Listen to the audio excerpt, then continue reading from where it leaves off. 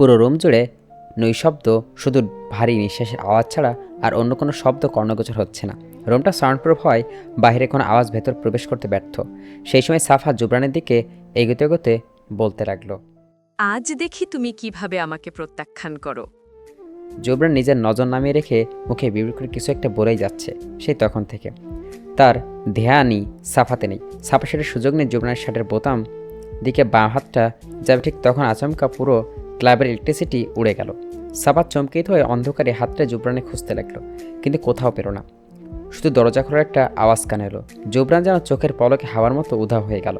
গুনে গুনে ঠিক 5 মিনিট পর ইলেকট্রিসিটি ফিরল। দৃশ্যপটে চারদিকে আলোকিত হতেই সাফার টনট নড়ল। সে দেখল পুরো রুমটা ফাঁকা। এর মানে জুবরান সুযোগ বুঝে বেরিয়ে গেছে। সাফার আগে নিজের হাতে নিজের চুল খামছে ধরল। এইবারও জুবরান অনায়াসে তার হাত থেকে বেরিয়ে গেল। ভাবতেই তার রাগে ফেটে যেতে ইচ্ছে করছে। অন্যদিকে জুবরান ক্লাব থেকে বেরিয়ে আসতে নিজের গাড়িতে উঠে একটা ফাঁকা বাঁকা হাসিতে গাড়ি স্টার্ট দিল। বাড়িতে ফিরে জুবরান আগে নিজের রুমে গিয়ে অজু করে দুরাকাত সুনকারা নফল নামাজ আদায় করে নিল। সে আল্লাহকে শুকরিয়া আদায় করলো এই বাজে অবস্থা থেকে বেরিয়ে আসতে তাকে পথ দেখিয়ে দেওয়ার জন্য। এরপর নিজের রুম থেকে বেরিয়ে জাফরিনের রুমের দিকে গেল। সে কিন্তু ভেতরে ঢুকলো না। দরজায় টোকা দিতে নার্স দরজা খুলল। জুবরান দরজায় দাঁড়াতেই এক পলক জাফরিনকে দেখে নিল। জাফরিন মাথায় মোটা করে সাদা গজের ব্যান্ডেজ করা, মুখটা ফ্যাকাশে হয়ে আছে। জুবরান যতবার জাফরিনকে এভাবে দেখে ততবারই তার হৃদয় রক্তক্ষরণ হয়। জাফরিন এমন বিপর্যস্ত অবস্থায় সে নিজেকে সামলে রাখতে ব্যর্থ।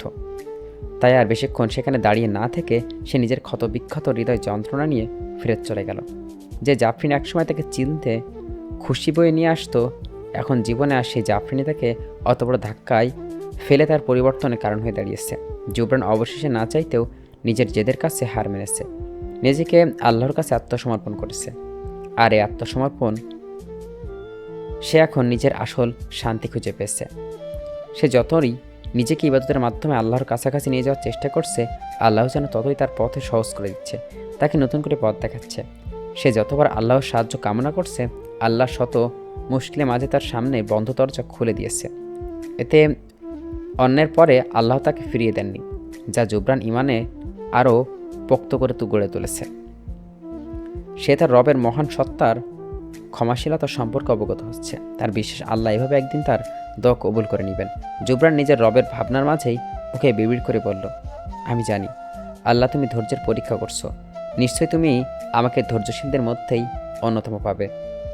পরদিন বিকেলে জুবরান নিজের রুমে কিছু তাফসীর দেখছিল। তখন ধ্রুব, ম্যাক্স আর সাফিন এসে তার রুমের দরজায় টোকা দেয়। জুবরান সেদিকে খেয়াল করতেই তাদের সালাম দিয়ে ইশারায় ভেতরে আসতে বলে তাদেরকে। তারা সালামের উত্তর নিয়ে ভেতরে ঢুকতেই জুবরানের সাথে এক এক করে কুশল বিনিময় করে নিল। ম্যাক্স জুবরানের কাঁধে হাত রেখে বলল, তুই ঠিক আছিস তো দোস্ত? জুবরান মৃদু হেসে জবাবে বলল, আলহামদুলিল্লাহ। তোরা তো রেগুলার আমার খোঁজখবর টাইম টু টাইম নিচ্ছিস, তোদের কি মনে হয় আমি কেমন আছি? আমি ভেবেছিলাম জাফরিনের কুমায় যাওয়ার খবর পেতেই তুই পুরোপুরি ভেঙে গুড়িয়ে যাবি, আমাদের তোকে সামলানো মুশকিল হয়ে দাঁড়াবে। কিন্তু এখন দেখছি তুই সবার মাঝে সবচেয়ে বেশি ধৈর্যশীল আছিস।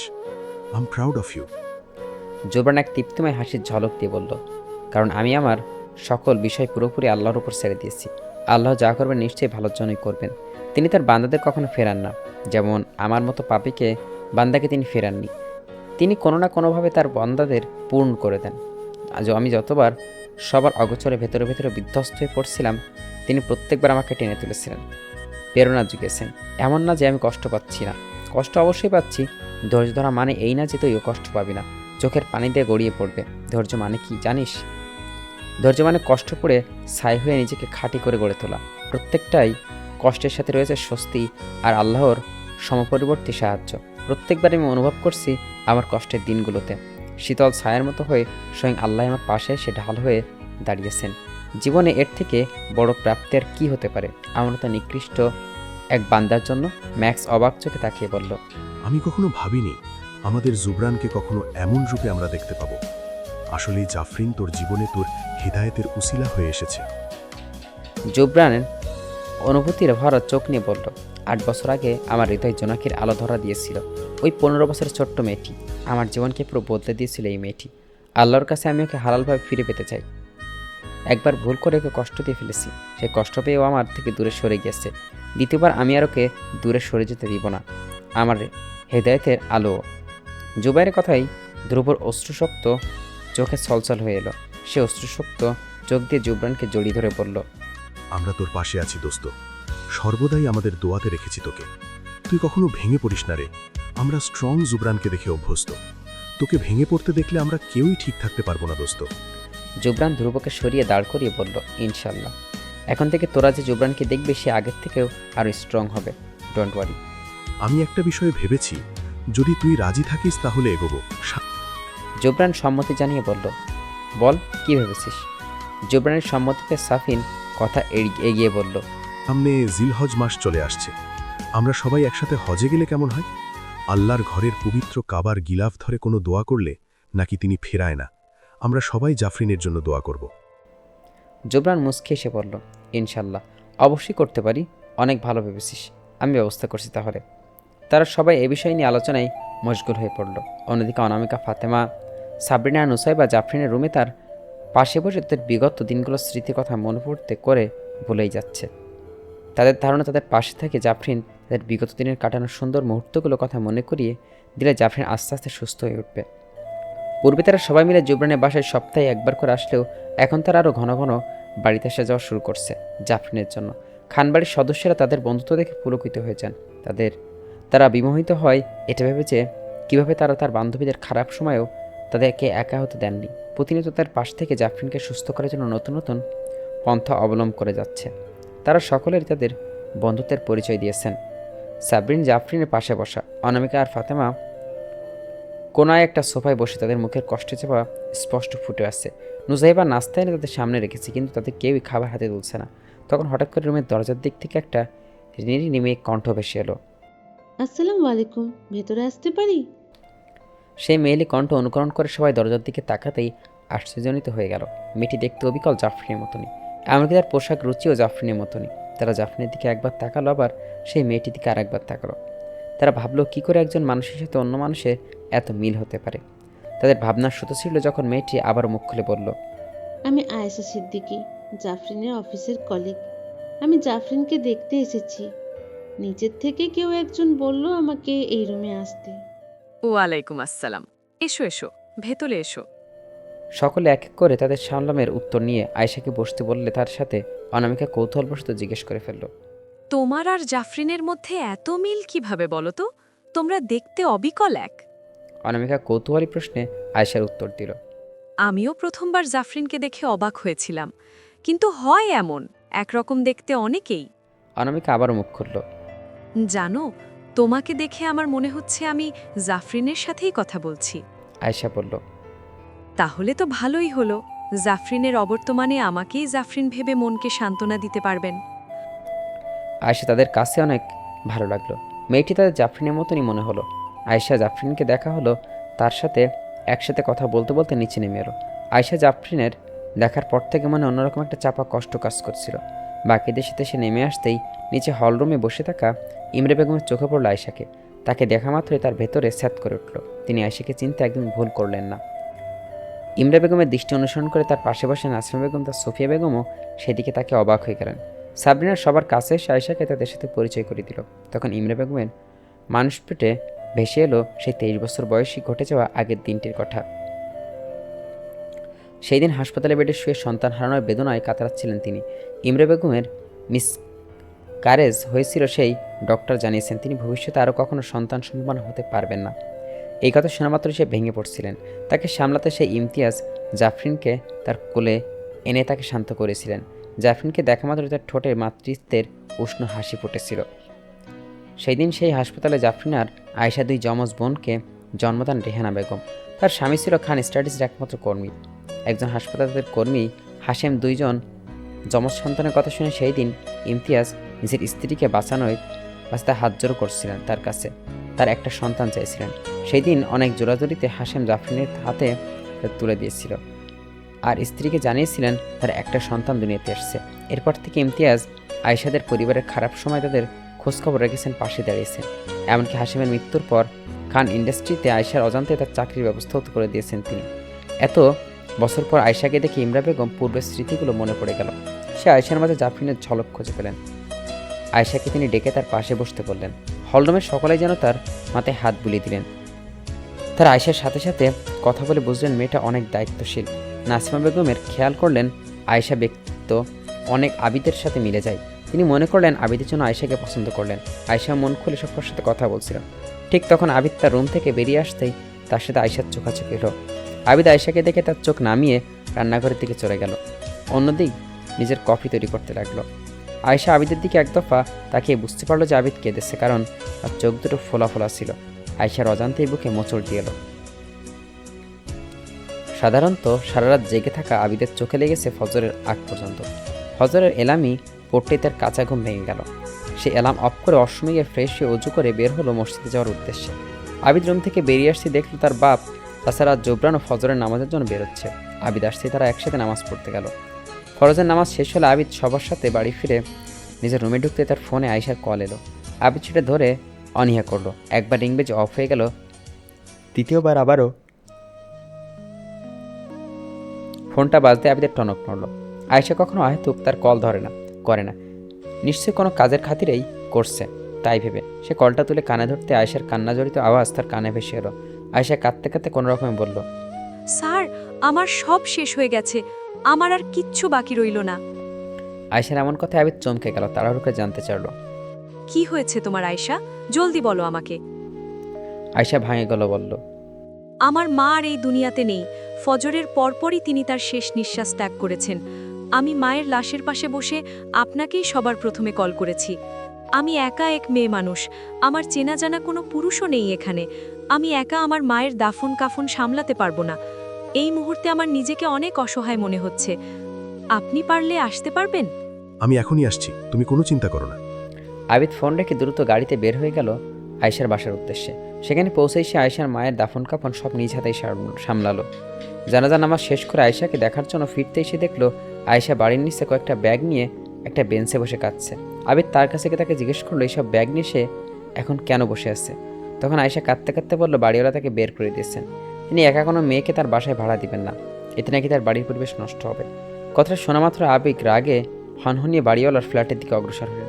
সেখানে আবিদের সাথে বাড়িওয়ালা অনেক তর্কাতর্কি হলো। আবিদ বাড়িওয়ালাকে লোকটাকে কয়েকটা কথা শুনিয়ে এসে আয়েশাকে তার গাড়িতে উঠিয়ে বসতে বলল।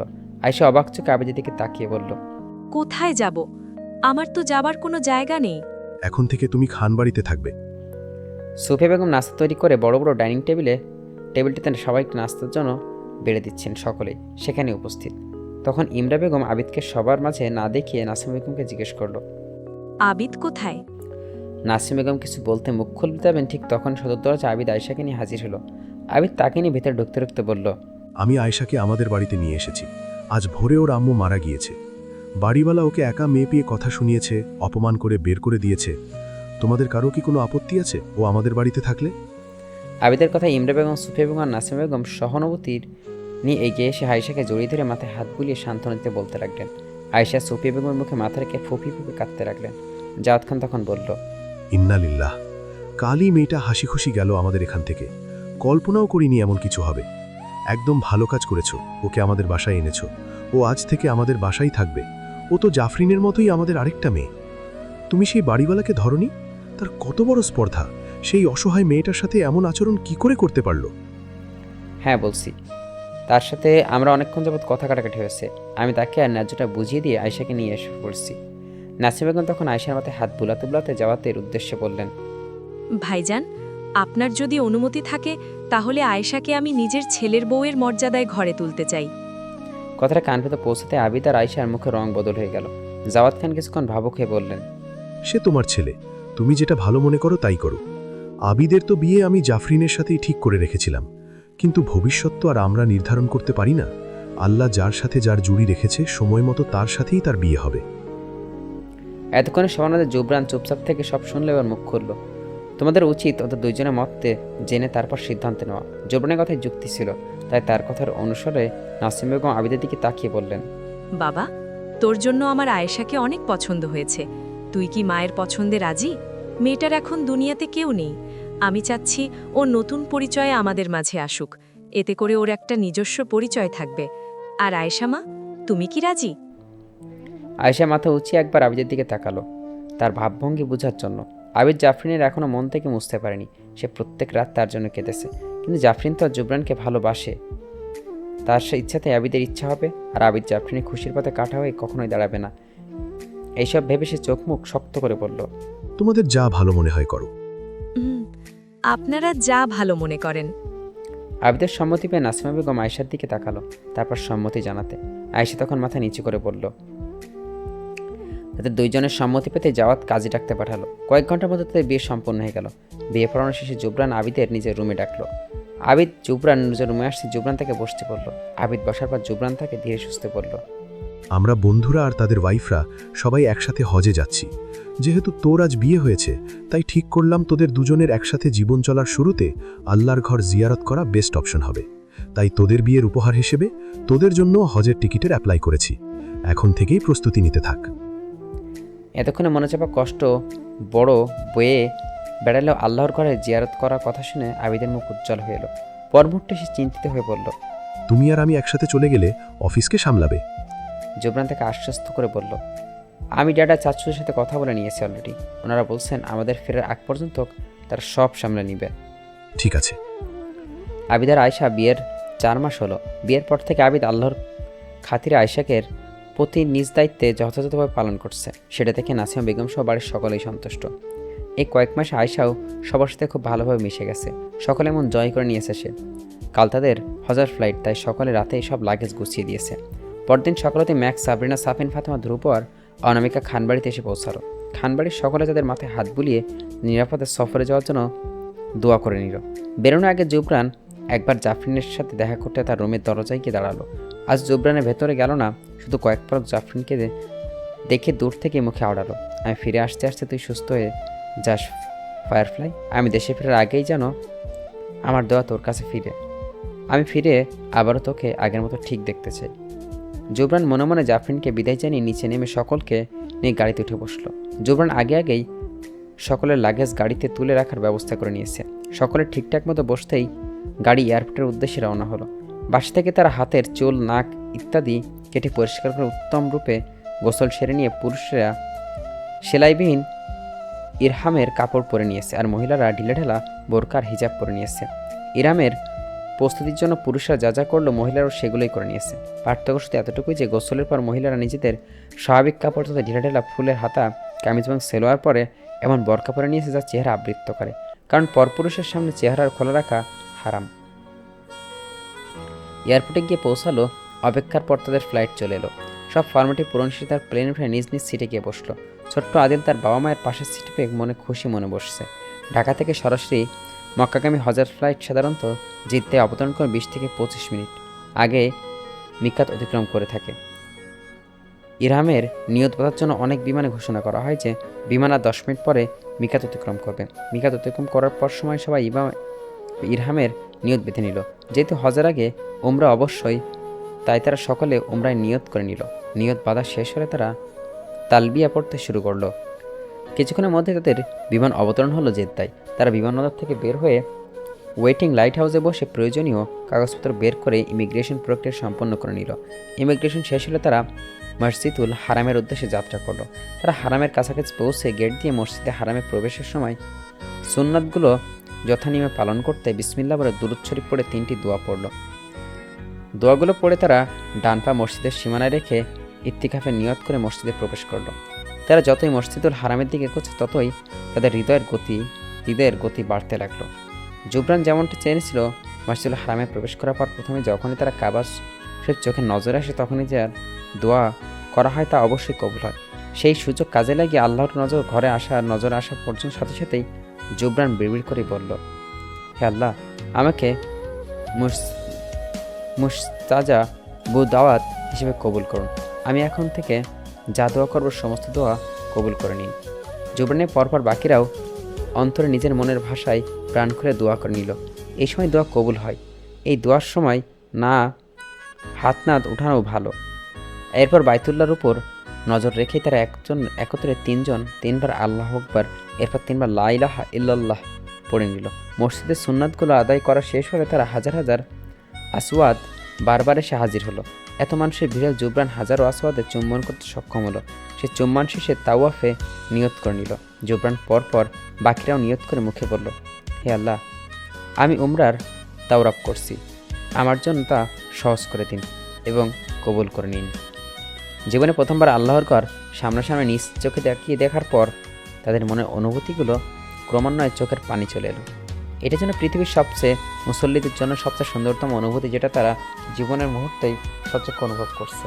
মসজিদে হারাম অতিক্রম করার পর তাওয়াফের স্থান শুরু হয়। তাওয়াফের স্থানকে মাতাব বলে। তাওয়াফ শুরু করার আগে পুরুষেরা ইস্তিবা করে নিল।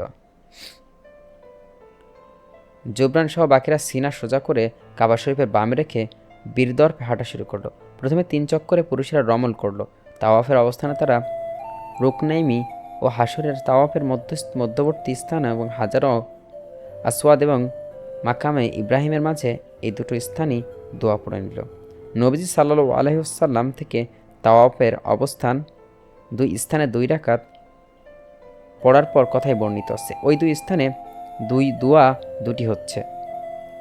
তাওয়াফ শেষে জুবরান মুলতাজামে হাত রেখে চোখের পানি ঝরিয়ে দোয়া করে বলল, ইয়া রব, তোমার গুনাহগার বান্দা তোমার পবিত্র ঘরে হাজির হয়েছে তার পূর্বে করা পাপের তওবা করতে এবং তোমার সন্তুষ্টি অর্জন করতে।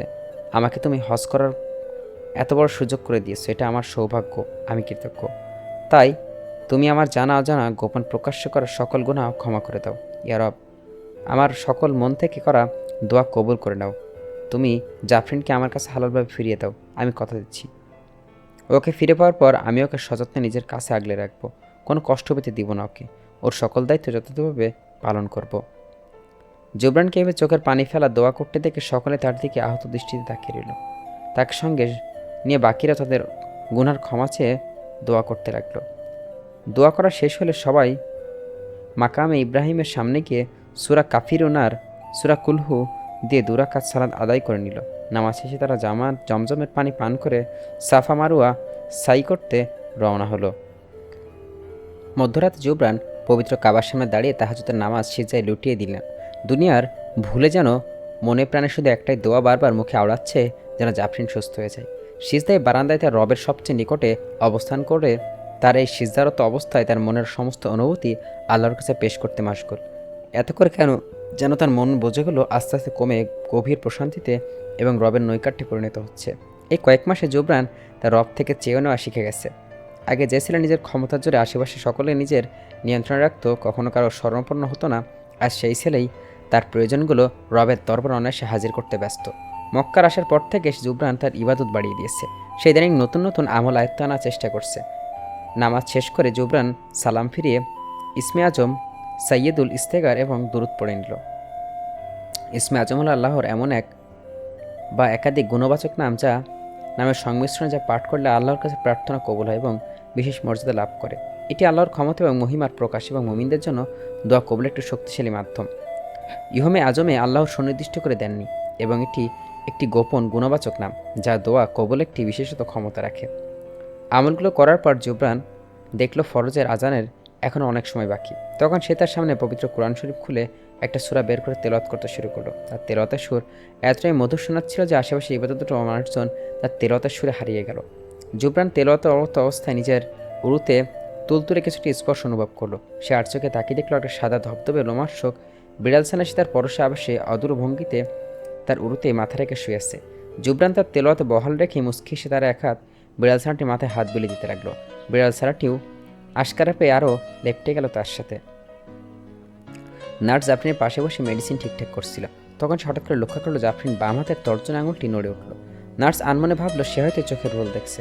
তার ধারণা এমন রোগী সুস্থ হওয়ার কোনো সম্ভাবনা নেই। এরা সবাই তার তো উন্নত মানের চিকিৎসা করে শুধু শুধু বিল বাড়াচ্ছে। কথাটা ভাবতে ভাবতে নার্স মুখ ভেঙচি বলে উঠল, এদের টাকা আছে তাই নষ্ট করছে, আমার কি তাতে, বড় লোকের বড় করবার।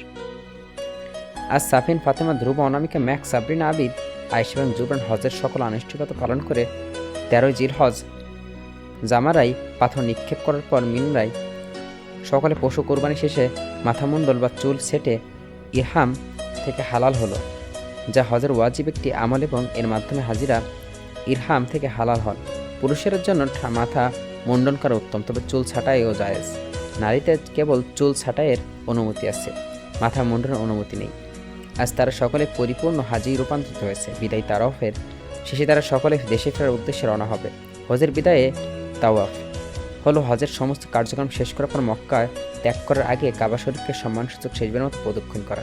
এটি হজের একটি ওয়াজিব অংশ, যা মক্কার বাইরে থেকে আসা হাজিদের জন্য অপরিহার্য। এই তাওয়াফ সম্পূর্ণ না করে মক্কা ছেড়ে যাওয়া যাবে না। তারা সকলে হজের শুরু থেকেই আগে সেখান থেকে সবার জন্য কেনাকাটা করে নিচ্ছিল। মেয়েগুলো অনেকগুলো আবায়া আর জুয়েলারি কিনে নিয়েছিল। তারা সকলে আপাতত আল্লাহর পবিত্র ঘরে কাবার কাছে বসে আছে। ছোট্ট আদিল সাবরিনা কোলে বসে চকলেট খাচ্ছে। হঠাৎ সে কি মনে মনে বলে উঠল, আম্মু, জাফলান কোথায়? কতদিন হলো আমাকে কোলে নেয় না, আমাকে দেখতে আসে না। ও কি আমাকে ভুলে গেল? আদিলের কথা শুনে সবাই জুবরানের দিকে ফিরে তাকালো। জুবরান চোখে মুখে যন্ত্রণা স্পষ্ট। সে মুখে বেদনাদায়ক হাসি এবং আবিদকে নিজের কোলে তুলে বলল, তোমার জাফলান শীঘ্রই তোমাকে কোলে নেবে। সে অসুস্থ, এখন রেস্টে আছে। এজন্যই সে এখন কারো সাথে দেখা করছে না, বুঝতে পারলে? জুবরানের কথায় আদিল ছোট্ট মন খুশি হয়ে গেল। সে জুবরানের গলা ধরে উৎফুল্ল নিয়ে বলল। সত্যি? জুবরান হাসি মুখে উত্তর দিল, ইনশাল্লাহ সত্যি। আদিল বিপরীতে প্রশ্ন করল, তুমি কথা দেওয়ার আগে ইনশাআল্লাহ বললে কেন? জুবরান আদিলের প্রশ্নে মুচকে এসে উত্তর দিল, কাউকে কোনো কাজ কথা দেওয়ার আগে ইনশাল্লাহ বলে দিলে সেই কাজটি সম্পন্ন করার দায়িত্ব নিয়ে নেন। তাহলে হলো না, এটা উত্তম। আদিল বোঝার ভঙ্গিতে মাথা নাড়িয়ে উত্তর দিল, ঠিক আছে, তাহলে আমিও এখন থেকে সকল কথার আগে ইনশাআল্লাহ বলে নিব। জুবরান আদিলের মাথায় হাত বুলিয়ে তাকে কোলে তুলে কাঁধে তুলে নিয়ে তাওয়াফ করা শুরু করলো। জুবরান পরপর বাকিরাও তার পিছু গেল। জুবরান তাওয়াফের মাঝে দোয়া করতে করতে বলল, ইয়া রব, তোমার উপর আমার সকল আস্থা এবং ভরসা। তুমি সেরাদের সেরা। আমি আজ দেখতে চাই আমি আগে জাফরিনের কাছে পৌঁছাতে পারি নাকি আমার করা এতদিনের দোয়া। তাওয়াফ শেষ করে সকলে মক্কা থেকে নিজ নিজ দেশে ফেরার উদ্দেশ্যে রওনা হলো। জুবরান সকলকে নিয়ে মক্কা ছেড়ে যাওয়ার পূর্বে একবার ফিরে তাকিয়ে নয়ন ভরা পবিত্র কাবা শরীফ দেখে নিল। এরপর সে সকলকে নিয়ে এয়ারপোর্টের উদ্দেশ্যে রওনা হলো। দীর্ঘক্ষণ যাবৎ জাফরিনকে একা কোলে ফেলে রেখে নার্স বেপরা হয়ে অশ্রমে ঢুকে বসে আছে। সে তার কাণ্ডজ্ঞান হাতে অশ্রমে যাওয়ার পূর্বে কাউকে জাফরিনের পাশে বসে রেখে যায়নি। ঠিক তখন ফাঁকা রুমে বেডে অচল হয়ে পড়ে থাকা জাফরিনের মাঝে কিছু প্রতিক্রিয়া ঘটতে শুরু করলো। আচমকা অলৌকিক জাফরিন চোখ পিটপিট করে খুলে তাকিয়ে দেখল।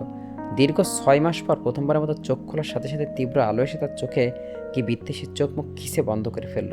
যেন এই সামান্য রুমের আলোতেই তার চোখ ঝলসে যাওয়া উপক্রম। কিছুক্ষণ পর সে আবার আস্তে আস্তে তাকানোর চেষ্টা করে ধীরে ধীরে সে তাকাতে সফল হলো। পুরো চোখ মেলে তাকানোর পর সে আশেপাশে অবলম্বন করে বুঝতে পারলো সে নিজের রুমেই আছে। জাফরিন তখন তার বেডে দুহাত ভর করে উঠে বসতে চাইল, কিন্তু ক্রমশ ব্যথা কুকড়ে উঠল। সে তার শরীরে হাড় জয়েন্টে সে তীব্র ব্যথা অনুভব করলো। জাফরিনের মাথা কাজ করছে না। সে কতক্ষণ পর্যন্ত এভাবে অজ্ঞান অবস্থায় পড়েছিল। সে শুধু শরীরের ব্যথায় কাতরে যাচ্ছিল। তবু হার না মেনে সে একটু একটু করে নড়াচড়া করতে শুরু করে উঠে বসতে সফল হলো। ঠিক সেই সময় নার্স হেলে দুলে অশ্রম থেকে বেরিয়ে এলো। বেরিয়ে আসতে যখন হঠাৎ করে তার চোখে গিয়ে ঠেকলো বেডে হেলান দিয়ে বসে জাফরিনে উঠে, তখন ভয়ে তার রুহু বের হয়ে যাওয়ার উপক্রম। সে ভয়ে আত্মা কাঁপিয়ে চিৎকার দিয়ে বুকে হাত রেখে মাটিতে বসে পড়লো। তার চিৎকার গিয়ে বাড়ি খেলো খানবাড়ির প্রত্যেকটা দেওয়ালে দেওয়ালে। জাফরিন রুম থেকে ভেসে আসে এমন চিৎকার সব আতঙ্কিত হয়ে জাফরিনের রুমের দিকে হন্তদন্ত হয়ে ছুটল। জাফরিন তখন ভেবাচাকা খেয়ে বাকরুদ্ধ হয়ে বসে আছে। সে বুঝতে পারছে না তার সাথে এগুলো কি হচ্ছে। মাথা ঘুরিয়ে আশেপাশে তাকিয়ে মেডিকেলে যন্ত্রপাতি নজর আসতেই তার মন ঝ্যাপসা ভেসে উঠল তার নিজের সাথে ঘটে যাওয়া অ্যাক্সিডেন্টের কথা। তখন ক্যানোলা পড়ে থাকা অবস্থায় সে নিজের মাথায় স্পর্শ করলো। তার মাথায় তীব্র ব্যথা অনুভব হচ্ছে। খানবাড়ির সকলে এসে তখন দেখলো জাফরিন উঠে বসে আছে। তখন তারা নিজের চোখে বিশ্বাস করতে পারছিল না। ইমরে বেগম তার ছুটে এসে মেয়েকে জড়িয়ে ধরে কাঁদতে লাগলো। বাকিরা দাঁড়িয়ে আল্লাহর শুকরিয়া আদায় করতে লাগলো। জুবরানরা বাংলাদেশ ফিরতে না ফিরতেই রাত নেমে এলো। ধ্রুব, সাফিন আর ম্যাক্স এয়ারপোর্টে নেমে আলাদা আলাদা গাড়ি করে বাউদের নিয়ে নিজের উদ্দেশ্যে বাড়ি ফিরল। বাড়িতে ফিরতে ফিরতে এশার আজান পড়ে যাওয়ায় আবিদা জুবরান আয়েশাকে বাড়ির গেটের সামনে নামিয়ে দিয়ে দারোয়ানকে গাড়ি থেকে লাগেজগুলো নামাতে বলে তারা জামায়াতে নামাজ আদায় করতে মসজিদে চলে গেল। আয়েশা গাড়ি থেকে নেমে বাড়ির ভেতরে চলে গেল। এশা নামাজ শেষ করে বাড়ি ফিরতে জুবরান আর আবিদ কাউকে নিচে পেল না। তখন জুবরান গলা উঁচিয়ে সুফিয়া বেগমকে ডাকতে লাগলেন। জুবরান ডাকে হঠাৎ উপরতলা থেকে নুসাইবা নেমে এসে চোখ মুখ উচ্ছ্বাস নিয়ে বলল, জাফরিন আপুর জ্ঞান ফিরেছে। আপু নিজে নিজে উঠে বসেছে। কথাটা শোনা মাত্র জুবরান কানে গিয়ে সেটা বারবার বাঁচতে রাখলো। সে দিন দুনিয়া ভুলে জাফরিনের রুমের দিকে ছুট লাগালো। আবিদ তার পিছু দৌড়তে গেল। জুবরান গিয়ে থামলো জাফরিনের রুমের জানলার সামনে। সে চুপচাপ সেখানেই দাঁড়িয়ে এলো। তার চোখে স্পষ্ট বিস্ময়, তবে তাকওয়া আল্লাহ ছিল দৃঢ়। জাফরিনকে ঘিরে বাড়ির মহিলা সদস্যরা সকলেই সেখানে উপস্থিত। তারা জাফরিনের যত্ন নিতে ব্যস্ত। সবাই ভিড়ের মাঝে অগোছালো জাফরিনের নজর গিয়ে ঠেকলো তার রুমের দরজার বাইরে দাঁড়িয়ে থাকা জুবরানের উপর। জাফরিন তাকাতে তাদের একের উপর সাথে চোখাচোখি হলো। জুবরান তখন তৎক্ষণাৎ নিচ থেকে সরিয়ে সেখান থেকে চলে গেল। সে এখনও পর্যন্ত পূর্বের কাজের জন্য অনুতপ্ত। জাফরিন তাকে ক্ষমা না করা পর্যন্ত সে তার সাথে চোখ মেলাতে পারবে না। অন্যদিকে জুবরান তাকে দেখেও কথা না বলে চলে যাওয়ায় সেদিন জুবরানে করা প্রত্যাখ্যানের কথা মনে করে জাফরিন তাকে মনে মনে ভুল বুঝতে শুরু করলো। জাফরিন ভাবতে লাগলো জুবরানের কাছে জাফরিন থেকে তার প্রফেশন বেশি প্রিয়। জাফরিন ছিল তার মোহে মাত্র। এতদিন তার অনুপস্থিতিতে হয়তো জুবরানের সেই মোহ কাটিয়ে উঠছে। এসব ভাবতে ভাবতে কষ্টে আক্ষেপে বেদনায় জর্জরিত হয়ে জাফরিন বেদনায় হৃদয় নীল হয়ে এলো। বিপরীতে জুবরান তার রুমে ঢুকেই ওজরত অবস্থায় আল্লাহর শুকরিয়া আদায় করতে দীর্ঘ সিজ্জায় লুটিয়ে পড়ল। সিজ্জায় লুটিয়ে পড়তে কয়েকবারের মতো এবারও তার চোখের থেকে অনবরত অস্ত্র ঝরে পড়তে লাগলো। কিন্তু একেবারে অশ্রু কষ্টে ছিল না, বরং এটা ছিল খুশির প্রাপ্তির অস্ত্র ছিল। এবারে অশ্রু যেন তার দোয়া কবুল নিশানি বয়ে নিয়ে এসছে। আর এই অশ্রুতেই যেন তার রবের প্রতি তার কৃতজ্ঞতা প্রকাশের একমাত্র মাধ্যম হয়ে দাঁড়িয়েছে। সেই রাতে আর কেউ জুবরানের সাথে তার রুম থেকে বেরোতে দেখেনি। জুবরান ফরজের আগ পর্যন্ত লম্বা সিজ্জায় পড়ে রইল। সে সিজ্জায় একমাত্র সাক্ষী হয়ে রইল স্বয়ং তার দোয়া কবুলকার সৃষ্টিকর্তা, যেন তার খুশি আজ আরশের আজিমদের মালিকও পরম খুশি। জাফরিন ইদানিং কোনো সাহায্য ছাড়া একা একা হাঁটতে পারছে। পূর্বের তুলনায় এখন তার শরীরটা অনেক সুস্থ। জাফরিন কোমা থেকে কনসিয়াসনেস ফেরার খবর পেয়ে জাফরিন আর জুবাইয়ের বন্ধুবান্ধব সব একত্রে এসে হাজির হয়েছে খানবাড়িতে। সচক্ষে তারা জাফরিনকে আগের মতো চলতে ফিরতে দেখে খুশিতে আত্মরা হয়ে পড়ছে। তারা সকলেই সাক্ষী জাফরিনকে ঘিরে জুবরানে করা দেওয়া অলৌকিকভাবে কবুল হওয়া। তবে জাফরিন সেই ব্যাপারে অজ্ঞাত। সুস্থ হওয়ার পরপর জাফরিনের জুবরানকে এড়িয়ে চলেছে। জুবরানও এক্ষেত্রে কোনো প্রতিক্রিয়া দেখাচ্ছে না। আগের জুবরানে হলে সে জাফরিনের এমন এড়িয়ে কখনো মেনে নিতে পারত না। সে তুলকালাম কাণ্ড বাজিয়ে দিত, সব এলোমেলো করে ফেলতো। কিন্তু জাফরিন বর্তমানে জুবরানকে ভিন্ন রূপে পেল। দুপুরে সকলে একত্রিত হলরুমে বড় ডাইনিংয়ে খেতে বসছে। জাফরিন বসছে ফাতেমা আর অনামিকার সাথে, সাবরিনা বসেছে আয়েশার সাথে। তখন খাওয়ার মাঝেই জাওয়াদ খান বলে উঠল, আমি আমার একটা সিদ্ধান্ত জানাতে চাইছি তোমাদের। জাওয়াদের কথা আর সবাই সম্মতি জানিয়ে কথা আগতে বললেন। জাওয়াদ আবার বলতে শুরু করলো, আমি জাফরিনের সাথে জুবরানের বিয়ের কথা ভাবছি। জাওয়াদ পুনরায় জাফরিনের দিকে তাকিয়ে প্রশ্ন করল, তুমি কি এই বিয়েতে রাজি জাফরিন? জাওয়াদ খানের কথায় জাফরিন হকসিয়ে জুবরানের দিকে তাকালো। সে দেখলো জুবরান ভাবভঙ্গি স্বাভাবিক, যেন এখানে কোনো স্বাভাবিক বিষয়ে কথা চলছে। জাফরিন কপাল কুঁচকেল। সে চোখ মুখ শক্ত করে বলে উঠল, বড় আপু, তুমি জানো আমি কখনো তোমার সিদ্ধান্তে অবাধ্য হইনি। তুমি আমাকে নিয়ে আজ পর্যন্ত যা যা সিদ্ধান্ত নিয়েছো আমি তাই মাথা পেতে নিয়েছি। কিন্তু তোমার আজকে নেওয়া সিদ্ধান্তে আমার আপত্তি আছে। পারলে আমাকে ক্ষমা করে দিও। জুবরান এতক্ষণ কোনো প্রতিক্রিয়া না করলেও জাফরিনের বলা শেষ কথাটাই ভিত্তিতে মাথা তুলতে চাইল। জাফরিন সেদিকে এক ফোঁটাও খেয়াল করলো না। খেয়াল করলে হয়তো লক্ষ্য করতে পারত তার মানে জুবরান সেই ব্যথা চাহনি। জাফরিনের কথা শেষ হতেই সবাইকে টেবিলে রেখে সেখান থেকে উঠে যেতে নিচ্ছিল। তখনই জাওয়াদ খান তাকে থামিয়ে দিয়ে বলল, ভেবেচিন্তে সিদ্ধান্ত নাও জাফরিন, এই বিষয়ে এত তাড়াহুড়ো করার কিচ্ছু নেই। আমি তোমাকে কাল পর্যন্ত সময় দিচ্ছি ভাবার জন্য। এরপর না হয় নিজের চূড়ান্ত সিদ্ধান্ত জানিও, তখন তুমি যা বলবে তাই হবে।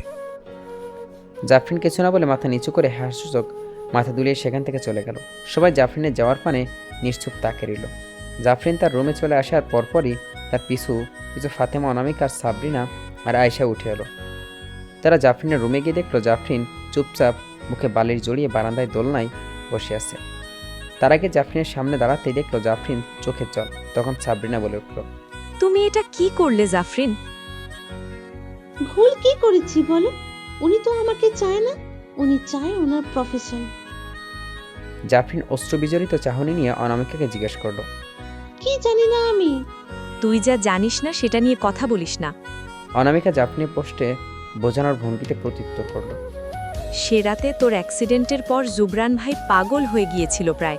আমরা তাকে সামলাতে পারছিলাম না।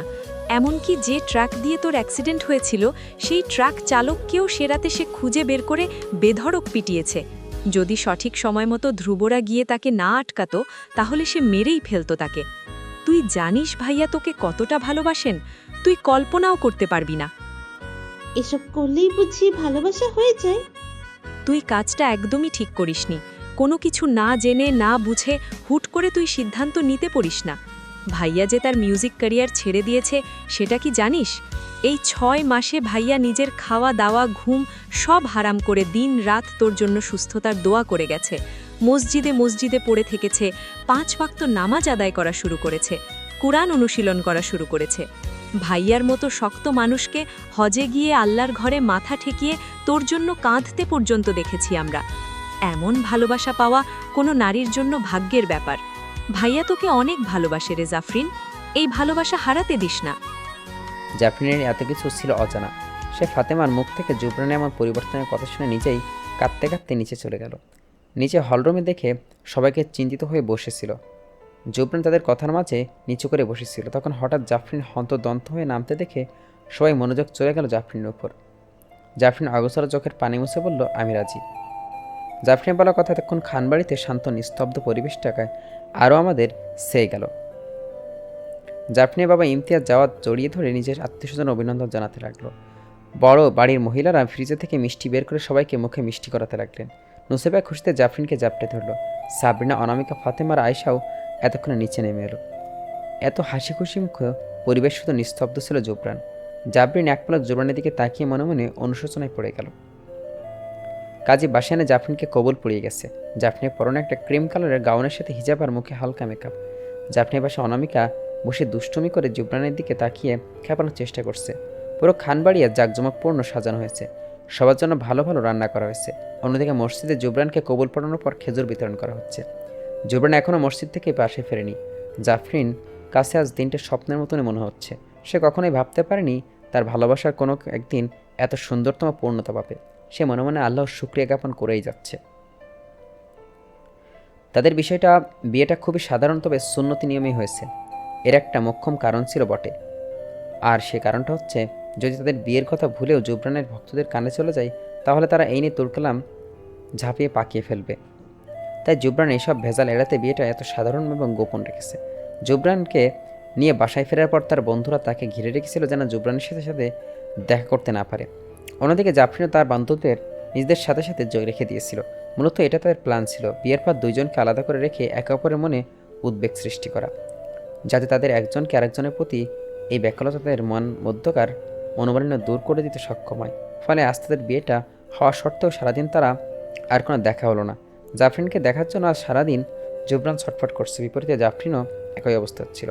প্ল্যান সফল হতে দেখে জাফরিন আর জুবরান বন্ধুবান্ধব সব খুশিতে মেতে উঠল। তাদেরকে এত মাতামাতি করতে দেখে খানবাড়ির সকলে হেসে উঠল। আজ খানবাড়ির প্রত্যেকটা কোনা আজ এত উৎসবের আনন্দে মুখরিত। সকল বিষাদ দূরে ঠেলে দিয়ে আজ প্রত্যেকের মুখে হাসি। রাতে জাফরিন জুবরানের রুমে বসিয়ে দিয়ে আসা হলো। জুবরানের রুম থেকে জাফরিনের পছন্দের ফুলগুলো নিয়ে সাজানো হয়েছে। কিন্তু জাফরিন সেদিকে কোনো মনোযোগী নেই। সে তখন থেকে পুরো রুম জুড়ে পায়চারি করে যাচ্ছে জুবরানের আসার অপেক্ষায়। সে ঠিক করে রেখেছে জুবরান আসতেই সে তার সাথে কথা সব খোলাসা করে নিবে। অন্যদিকে জুবরান তার রুমে আসতেই আটকে দেওয়া হয়েছে। তার সাথে বন্ধুবান্ধব সব গেট ধরার জন্য টাকা ধরে বসে আছে। জুবরান আজ আর কোনো ঝামেলা করলো না। তারা যা টাকা চাইলো সেই টাকা দ্বিগুণ টাকা তাদের হাতে ধরিয়ে দিয়ে ভেতরে চলে গেল। পেছন থেকে ধ্রুব হাসে রসিকতা নিয়ে বলল, দেখো দেখো, আমার বন্ধুর বউয়ের কাছে যাওয়ার জন্য আর তর সইছে না। ধ্রুবর কথা শুনে ম্যাক্স হাসতে হাসতে উত্তর দিল, তাও ভালো, তুই তো তোর বিয়ের দিন নিজের ঘরে ঢুকতেই ভয় পাচ্ছিলি। ম্যাক্সের কথায় ধ্রুব চমকিত হয়ে বলল, এটা তুই কি করে জানলি? আমি তো তখন জুবরানকে কল করে এটা বলেছিলাম। ম্যাক্স ঠাট্টা করে বলল, কারণ আমিও তখন জুবরানের পাশেই ছিলাম। তার কথার পাশে বাকিরা হাসতে ফেটে পড়ল। জুবরান রুমে ঢুকে বন্ধুবান্ধবের জ্বালায় দরজা লাগিয়ে দিল। দরজা লাগিয়ে পেছনে ফিরতেই চোখ গেল ঠেকলো জাফরিনের উপর। এতদিন জুবরান জাফরিনের দিকে ভালো মতো চাইল, তার বিমোহিত নজর জাফরিনের মধ্যে আটকে গেল। জাফরিন জুবরানকে দেখা মাত্র বিচলিত হয়ে এগিয়ে এসে বলল, আমি রাজি। শুনুন, আপনার সাথে আমার কথা আছে। জুবরান জাফরিনের কাঁধে বাধা দিয়ে বলল, সব কথা পরে হবে, আগে আমার একসাথে দুরাকাত শুকরানা নামাজ আদায় করে নিই। জাফরিন মাথা নাড়িয়ে সায় জানিয়ে বলল, আমি এসব পাল্টে অজু করে আসছি। জুবরানের চোখ পলক ঝাপটে ইশারায় জাফরিনকে সম্মতি জানালো। জাফরিন হালকা পাতলা একটা জামা বের করে ওয়াশরুমে ঢুকে গেল। কিছুক্ষণ পর সে একেবারে উঁচু করে বের হলো। জুবরানও জাফরিনের পরপর উঁচু করে নিল। জাফরিন যায় নামাজ বিছিয়ে নিল দুইজনের জন্য। প্রথমবার মতো জুবরানের পেছনে দাঁড়িয়ে নামাজ আদায় করতে গিয়ে তার মনে পবিত্র এক অনুভূতি পরিচিতি কাজ করছে। সে কখনো কল্পনাও করেনি যে এমন কোনো একদিন তার জীবনে আসবে। ভালো লাগার অনুভূতি তার হৃদয়ে শীতল তা বয়ে গেল। ধীরে সুস্থে দুরাকাত নামাজ শেষ করে সালাম ফিরিয়ে প্রথমে জুবরান মোনাজাতের জন্য হাত তুলল। জাফরিনের জুবরানের সাথে হাত ধরে জুবরান দোয়া করে বলল, ইয়া রব, তোমার কাছে আমি আমার শুকরানা গুজার আমাকে এত সুন্দর একটা নিয়ামত নিয়ে পূর্ণ করার জন্য। কথা দিচ্ছি আমি আমার সন্তুষ্টির খাতিরে জীবনের শেষ নিঃশ্বাস পর্যন্ত আমার স্ত্রীর সকল দায়িত্ব যথাযথভাবে পালন করব। তার সম্মান এখন থেকে আমার সম্মান হবে। তার নিরাপত্তা থেকে শুরু করে তার পর্দা হেফাজত সহ তার ভালো লাগা মন্দ লাগার সকল দায়িত্ব এখন থেকে আমার। তুমি আমার এই সম্পর্কের মাঝে ঢাল হয়ে থেকো। আমাদের একে অপরের চক্ষু শীতলতার কারণ হয়ে দিও। আমাদের মধ্যকার সম্পর্কে প্রিয় নবী হজরত মোহাম্মদ সাল্লাল্লাহু আলাইহি সাল্লাম আর আয়েশা রাদিয়াল্লাহুর মধ্যে সম্পর্কের মতো করে দিও এবং সকল কুনজর আর অকল্যাণ থেকে রক্ষা করো। আমাদের সম্পর্ককে এতটাই পবিত্র করে গড়ে তুলো যে যেভাবে দুনিয়ার আমাদেরকে এক করছে ঠিক তেমনিভাবে জান্নাতুল ফেরদৌসও এক করো। আমিন। জোবরানের করা প্রত্যেকটা তো জাফরিনের মন ছুঁয়ে গেল। আবেগে তার চোখের কয়েকখানি পানি ফোঁটা গড়িয়ে পড়ল। সে জোবরানের সাথে সাথে আমিন উচ্চারণ করে চোখের পানি মুছে নিল। এরপর সে জায়নামাজ উঠিয়ে দাঁড়িয়ে জায়নামাজ ভাঁজ করে নিল। জাফরিন উঠে জায়নামাজ ভাঁজ করে হিজাব খুলে গুটিয়ে রাখল। জাফরিন তার হিজাব খুলতেই জাফরিনের ঘন কালো হাঁটু সমান চুল খুলে সারা পিঠ ছড়িয়ে পড়ল। জাফরিনকে প্রথমবারের মতো খোলা চুলে দেখার পর জোবরানের হৃদয়ের গতিবিধি থমকে গেল। কয়েক মুহূর্তের মতো মশগুলোতেই কেটে গেল। তখন জাফরিন বলে উঠল, আপনি কি আমার সাথে অভিমান করে আছেন আমি বিয়েতে দ্বিমত করেছিলাম বলে? জাফরিনের কথায় জোবরান ভ্রম কাটল। সে বলল, তুমি রাগ করার মতো কিছু করনি ফায়ারফ্লাই। অপরাধ আমি করছি তোমার কাছে। তুমি আমাকে ক্ষমা না করা পর্যন্ত আমি তোমার মুখোমুখি হতে পারছি না। আমার একটা প্রশ্ন আছে। আপনি সেই রাতে ট্রাক ড্রাইভারকে মারধর করে পরবর্তীতে তার চিকিৎসা আর তার পরিবারের খরচ বহন করেছিলেন। আপনি তো চাইলে সেটা নাও করতে পারতেন। এসব কথা কে বলেছে তোমাকে? যেই বলুক, আপনি আগে আমার প্রশ্নের উত্তর দিন। কারণ আমি চাইনি আমার করা কোনো অপরাধের জন্য শাস্তিস্বরূপ তো আল্লাহ তোমাকে আমার কাছ থেকে কেড়ে নেন। সেই ভয় থেকে আমি সব কিছু ফিক্স করার ট্রাই করছি। স্বামীর ভালোবাসায় প্রখরতায় উদ্ধৃতি করে জাফরিন নিজেকে ভাগ্যবতী ভাবতে শুরু করলো।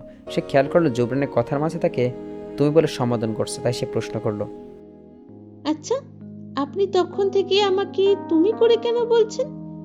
আপনি তো আগে আমাকে তুই করে বলতেন। কারণ স্ত্রীর উত্তম বা সুন্দর নামে ডাকার সুন্নত। তাই এখন থেকে আমি তোমাকে তুমি করেই বলবো। জোবরান থেমে আবারও বলল, তুমি কি আমাকে ক্ষমা করতে পেরেছো? আপনি তো কোনো অপরাধই করেননি, তাহলে ক্ষমা করার প্রশ্ন আসে কোথা থেকে? জাফরিন মুস্কে উপহার দিয়ে জোবরানের নিজের কাবার্ডের দিকে এগিয়ে নিয়ে গেল। সেখান থেকে কয়েকটা বান্ডির টাকা বের করে জাফরিনকে বুঝিয়ে দিয়ে বলল, এটা তোমার দিনমহরের টাকা, নিজের কাছে রেখে দাও।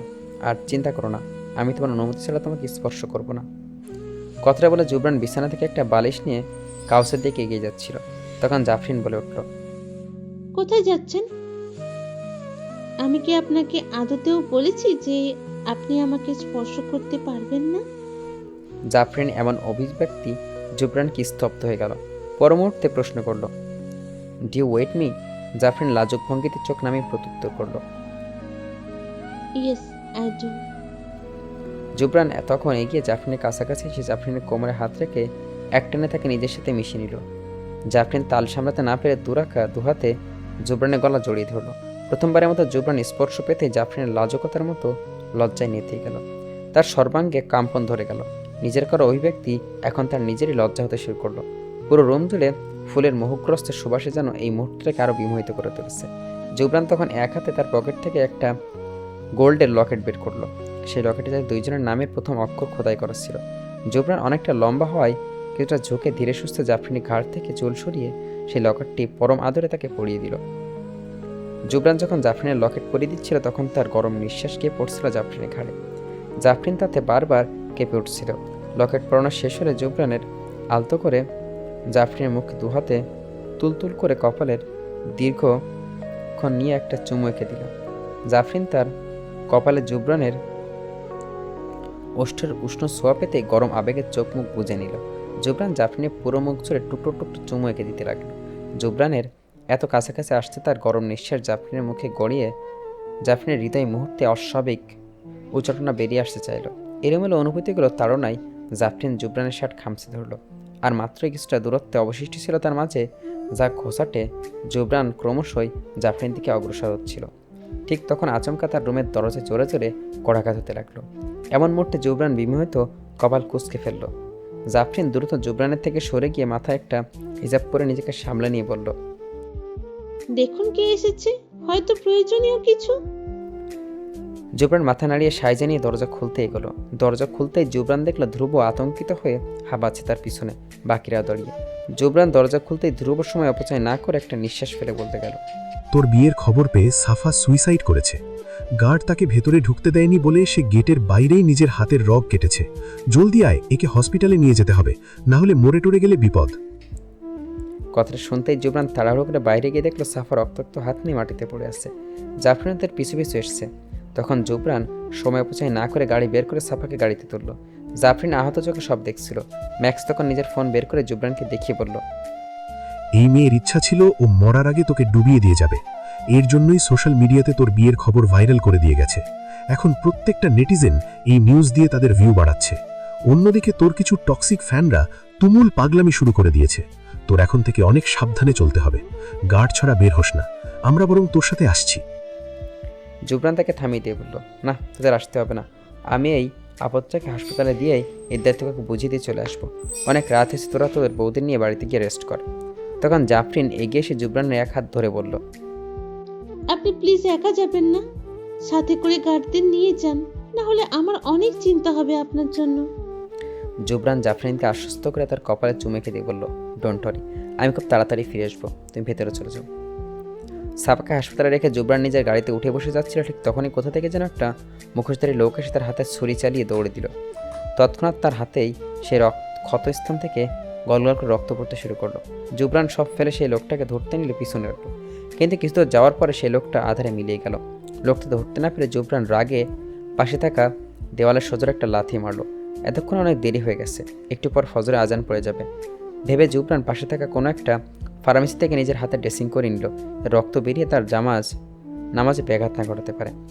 জুবরান ড্রেসিং করা শেষ হতেই ফজরে আজান পড়ে গেল।